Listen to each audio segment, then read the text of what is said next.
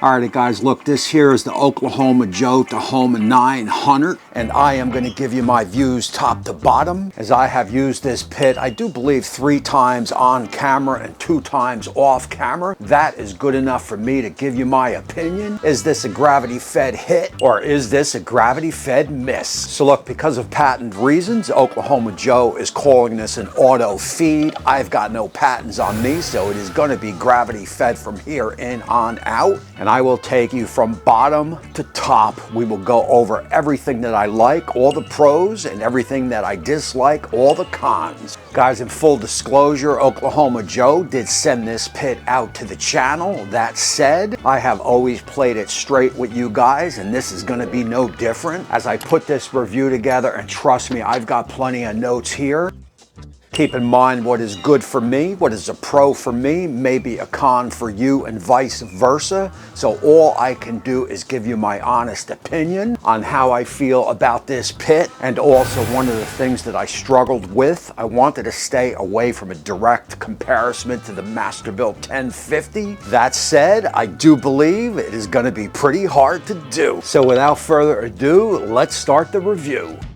Right off the bat, one thing I do not like on the Oklahoma Joe, nor do I like it on the Masterbuilt Gravity Feds, is the wheel setup. And while Oklahoma Joe is going to give you a beefy wheel on the bottom, they are only going to give you one. So that there is pretty much the same on the Masterbuilt. That said, there is one difference. And for me, because I roll my pits up and down the shack, I need a place to grab them to move them. And I do feel comfortable enough grabbing it by the control panel here, this side table, and moving it that way. I feel that it's very sturdy. I do not get the same feeling on this side table on the control panel over here. Now, because the casters to turn are on the side of the control panel that I use to grab, it is easily to move the Masterbuilt around. That is the complete opposite over here, as you've got the stable wheels, so you would basically have to pick it up to even get a start to move it around. That is a little bit of a pitter for me. So to touch on that a little bit further, there is only one small handle on the Oklahoma Joe, and I don't even think that is a handle to move it. I think that is a handle to open up the hopper. So again, what may be a con for me, because I do bring it up and down into the shack, might not be a con for you. Alright guys, I wanted to keep it down here on the bottom of the unit, and one of the designs that I love about this Tahoma 900 is this ash drawer. It is a nice size drawer. It is definitely well built, and as you can see, it holds plenty of ash, which is a major plus for me. I know at times on a long cook, the Masterbuilt's ash would get overflowed. I do not see that here being a problem, and somebody did comment that that it looked like the Oklahoma Joe Tahoma 900 was cheaply made, and I can tell you that is furthest from the truth. I mean, this is a well-built machine. It is nice and sturdy, and that is inherent from the clips alone on this drawer, the handle, and also just the overall size of the drawer. So let's stay here on the bottom. This here is the unit that houses the fan, and this is also where I do believe we are running into some design issues, and I will have more on that a little bit later, although I am quite sure the company would disagree with me. As in the 980, it hangs off the back of the unit on the bottom. The difference is the 980 has a cover that you can clip here, and basically what that is going to do is that is going to choke out the air to help put out the charcoal. What the Oklahoma Joe has done right here, where the housing connects to the draw side of the Oklahoma Joe, there is a louver system right here that opens and closes. So when the fan is on, it is going to open up and allow air into the chamber, into the fuel. When you shut this fan off here, the louvers are going to close, and that should help choke out the fuel. I do believe this is where Masterbuilt has a design where the fan is on the inside. We will have a little bit more on that in a little bit.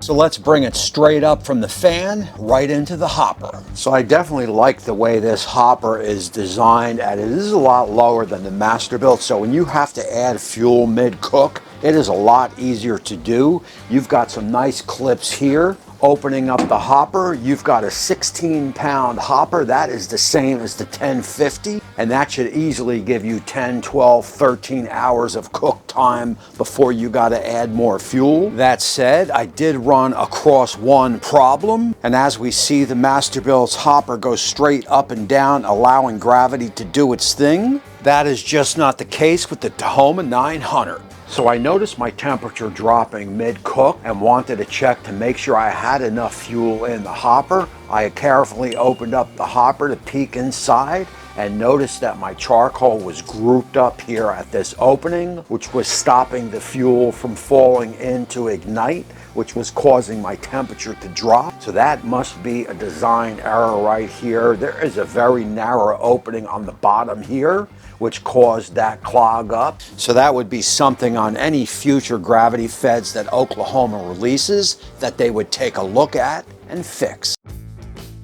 So over here on the Masterbuilt, you are going to get two slides that pull out before you want to do a cook. We have all left those slides in and wondered why our temperature is not rising. And on here on the Oklahoma Joe, you are going to get a damper style that is basically going to work the same as the Masterbuilt. This is going to be one turn to open it and one turn to close it. And I do like the design feature better on the Oklahoma Joe over the Masterbuilt. And coming back to the Masterbuilt, you are going to have a fold out shelf that does not leave you much room in between the shelf and the handle. The Oklahoma Joe is going to be about the same way, although the shelf does not fold out. It is stable in place. Still not that much room between the shelf and the handle. Guys, you are going to have the classic Oklahoma Joe smokestack. I definitely dig that. So this is the Oklahoma Joe control panel, which I definitely do like. You are going to get easy readouts. It is going to be 5 increments on the temperature control. And as you can see, you can go from 225 all the way up to 600, and it is just about as quick as the Masterbuilt to get there.